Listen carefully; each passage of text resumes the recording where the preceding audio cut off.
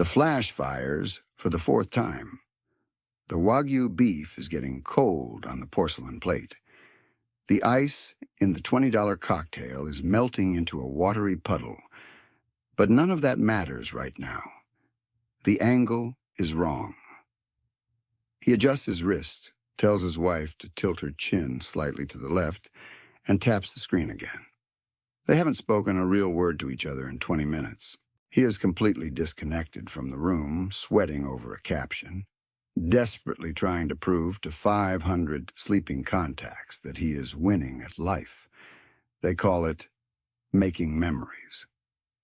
I call it working an unpaid internship for a trillion-dollar tech conglomerate. We live in an era where privacy is treated like a psychological disorder. If you don't broadcast your promotion, your vacation, or your overpriced avocado toast, society assumes you are either deeply depressed or hiding a criminal record. The modern machine has convinced you that your existence only has value if it can be quantified by a metric, a view count, a heart icon, a share. Look at the guy in the restaurant. He isn't a customer anymore. He is a product packaging himself. He traded his actual reality and a $300 check for 74 taps on a screen from people who silently hope his mortgage goes into default. He is the public relations director of his own illusion. And the tragic part? He thinks he is in control. He believes he is building a personal brand. But a brand sells a product. What exactly is he selling? Nothing. He is simply handing over his finite attention span to an algorithm that sells him to advertisers. This is the ultimate evolution of the cage. You don't just run on the wheel. You live stream the running. You buy the bait. You take a picture of the bait, and you defend the very trap that keeps you exhausted. You work 40 hours a week at a job you tolerate, just to fund a lifestyle that you have to aggressively curate on weekends so strangers think you are wealthy. It is a psychological Ponzi scheme. You borrow energy from your actual life to inflate a digital avatar that doesn't exist. And the toll it takes is invisible. It's the low-grade anxiety humming in your chest when a post flops. It's the toxic envy that spikes your cortisol when you see a former classmate buying a boat, unaware that he financed it at 14% interest and is one missed paycheck away from bankruptcy. You are consuming their highlight reels while drowning in your own behind-the-scenes footage. But there is a glitch in this matrix, a very specific group of people who simply opted out. You probably know one. Or rather, you forgot they existed. The guy who hasn't updated his profile picture since 2015. The woman who travels to Europe and doesn't post a single sunset. They don't announce their wins. They don't complain about their losses. They are completely off the radar. Society labels them as weird, unambitious, out of touch. But the truth is far more dangerous. These digital ghosts have stumbled upon an asymmetric advantage in the modern world. They figured out that attention is the most expensive currency on earth, and they refuse to spend it on an audience of strangers. While the guy in the restaurant is letting his steak go cold for a drop of digital dopamine, the ghost is eating in silence, building an empire in the dark. And once you understand the brutal psychology behind why they disappeared, you will never look at your glowing screen the same way again. Let's look at the actual architects of this invisible prison. The behavioral engineers in Silicon Valley didn't build a communication tool. They built a digital Skinner box, and you are the unpaid test subject, hitting the lever over and over, begging for a pellet of social approval. You think you are using the app to stay connected. The app is using you to map your deepest insecurities. Every time you pause on a photo of a luxury watch, every time you linger on a fitness model, the algorithm takes notes. It builds a psychological profile of your exact weaknesses. This brings us to the core of your daily exhaustion. The modern worker is already entirely drained. You drag yourself through 40 hours of corporate theater, answering emails that don't matter, appeasing a manager you disrespect. You are functionally depleted by Friday night, and what do you do to recover? You open the glowing rectangle. You step right back onto the digital hamster wheel, feeding the machine your last remaining ounces of cognitive energy. Here is the cold truth. Privacy is not a lifestyle choice. It is a tactical perimeter. A man who broadcasts his life voluntarily surrenders his leverage to the crowd. But society demands you keep posting, because if you stop, the illusion cracks. The machine needs your data to survive, and it will punish you with isolation if you try to pull the plug. Phase 1. The dopamine panopticon. The panopticon is an old architectural concept for a prison. The inmates are arranged in a circle around a central watchtower. They can't see inside the tower, so they never know exactly when the guard is watching. The result? They police themselves. They behave perfectly, assuming they are under surveillance 24/7. That is exactly what your smartphone has done to your brain. You are living your life under the constant paranoid assumption that an audience is evaluating you. You can't just drink a cup of coffee. You have to curate the lighting around the mug. The physical experience itself becomes completely secondary to the photographic proof of the experience. Take a guy named Brian, 34 years old. He makes $80,000 a year, but feels broke because his feed tells him that real success looks like a leased Porsche and monthly trips to Tulum. He spends his Sunday afternoons dreading Monday morning, paralyzed on his couch, swiping through the manufactured joy of strangers. His brain is drowning in cortisol. He is too exhausted from processing fake realities to cook dinner, so he eats a $30 delivery fee just to feel something. This is the financial bleed. You are exposed to the curated, debt-fueled highlights of people you barely know. The human brain was not designed to process the fabricated success of 1,000 competitors simultaneously. It triggers a primal panic. You feel like you are falling behind the pack. So you cope. You hit the online checkout button. You buy the designer jacket you don't need using money you don't have to impress people who don't care. You chew the plastic bait, triggering the mousetrap of 29% credit card interest simply because a targeted ad made you feel inadequate at 2 in the morning. The system engineered your anxiety and then sold you a temporary cure. Look at the people who orchestrate this mechanism. They do not use their own products. The executives who built the infinite feeds operate completely in the shadows. They understand that constant visibility is a tax levied exclusively on the working class. They weaponize your natural desire to belong, turning your instincts into a corporate revenue stream. You are bleeding out financially and emotionally, all while smiling brightly for a camera that never stops recording. Phase 2. The currency of envy. Envy is the heaviest tax a man can pay. You subsidize your own misery every time you measure your true reality against a stranger's engineered fiction. You think posting your wins builds a network. It doesn't. It builds a target on your back. When you showcase the new car or the luxury vacation, you aren't inspiring the crowd. You are triggering a quiet, toxic resentment. You force them into an arms race of depreciating assets. They see your photos, their ego bruises, and they immediately finance a slightly better lifestyle just to cancel out your perceived victory. You drag a shiny piece of synthetic bait back to your cage just to make the other lab rats jealous, completely ignoring the brutal fact that the door is still locked and the credit card company holds the key. Take the guy financing a $70,000 truck at 12% interest. He posts a picture from the dealership immediately. He wants the validation. He needs the digital applause to drown out his financial anxiety. The applause lasts for 24 hours. The loan lasts for 84 months. The dopamine hit evaporates by Tuesday morning, but the massive monthly payment will bleed him dry for the next 7 years.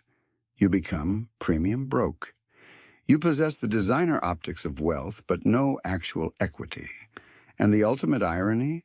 It's a stadium full of broke consumers, aggressively performing for each other, while the banks quietly collect the admission fee in the form of compound interest.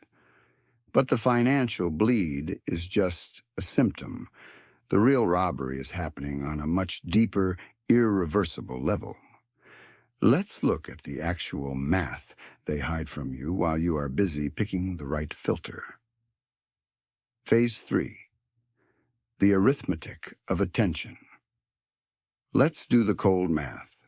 The numbers don't care about your feelings, and they certainly don't care about your online aesthetic.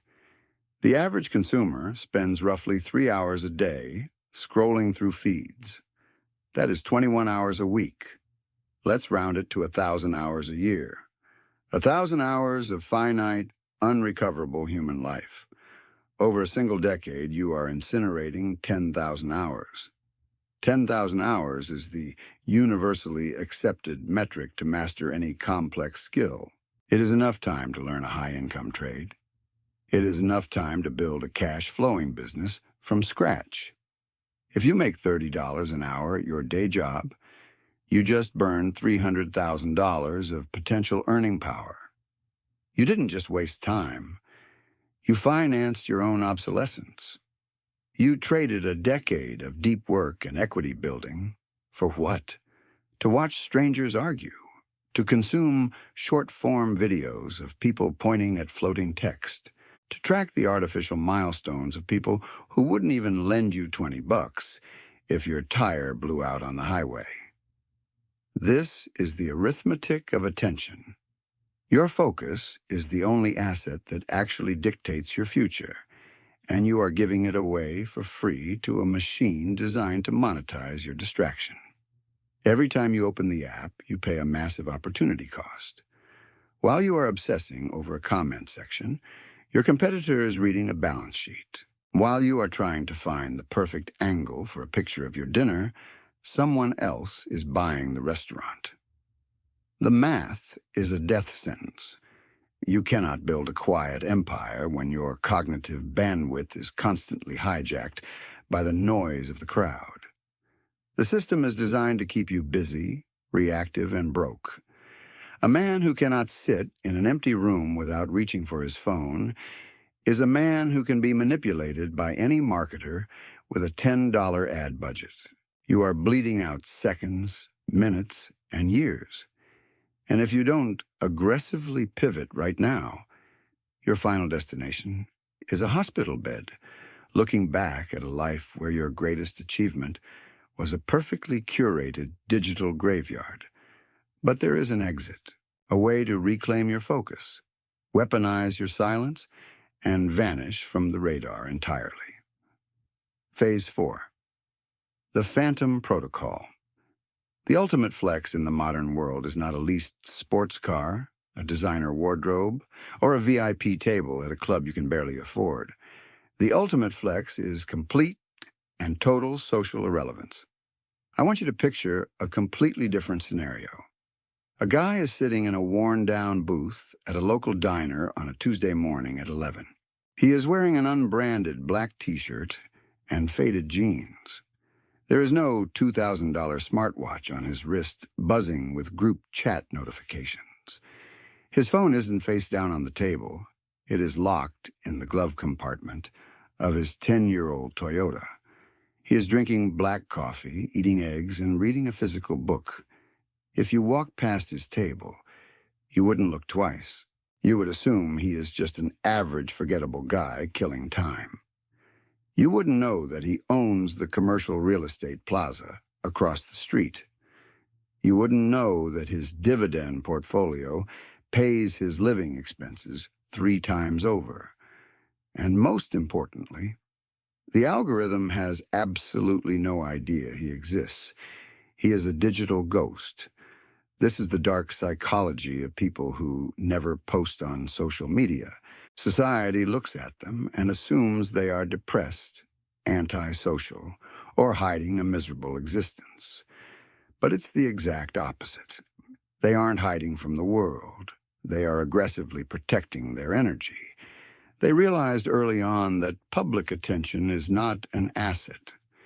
It is a massive, exhausting liability. A man who needs an audience to enjoy his own life doesn't actually have a life. He is simply the unpaid director of a low-budget theater production. When you operate in the dark, you completely remove the friction of other people's opinions. You stop making financial decisions based on how they will look through a screen. You stop buying expensive, imported cheese just to decorate your mousetrap. The rats are busy fighting for the best angle inside the cage, desperate for a crumb of digital validation from predators who want to eat them. The ghost is already outside the building, walking away in silence.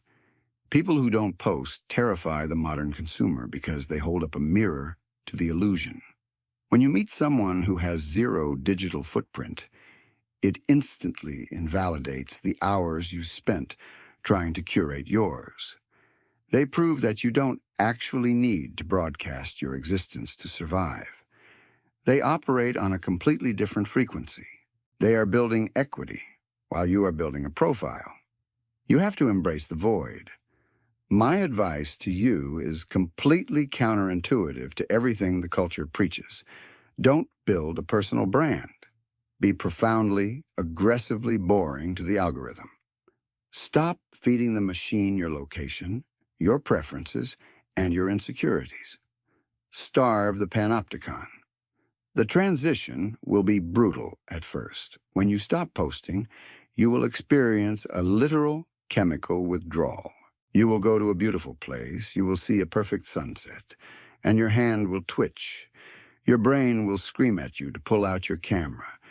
It will feel like the moment doesn't actually count, like it isn't real if you don't capture it, upload it, and wait for the little red notification bubble to validate it. Let your hand twitch. Sit on your hands if you have to. Watch the sun go down with your own naked eyes. Reclaim the physical, unrecorded experience. True wealth is silent. It is stealth wealth. It is the absolute, unshakable autonomy of your time and your focus. It is the ability to vanish for 6 months, build a cash-flowing business, get in the best physical shape of your life, and not tell a single soul until the results are undeniable. You don't need a digital avatar to prove your worth to people you haven't spoken to since high school. Your bank account, your health, and your peace of mind are the only metrics that carry weight in the real world. The system wants you distracted. They want you functionally exhausted, comparing your messy, authentic reality to their highly edited fake ones.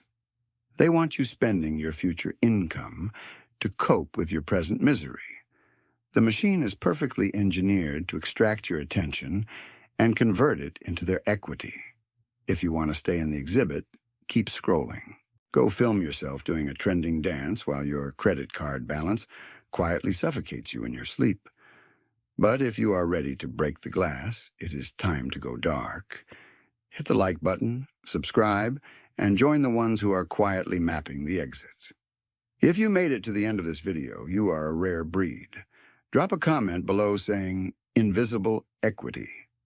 Everyone else scrolling through the comments will have absolutely no idea what it means. They will think it is a glitch, but we will know you are awake. My name is Daniel Rath, and I will see you outside the maze.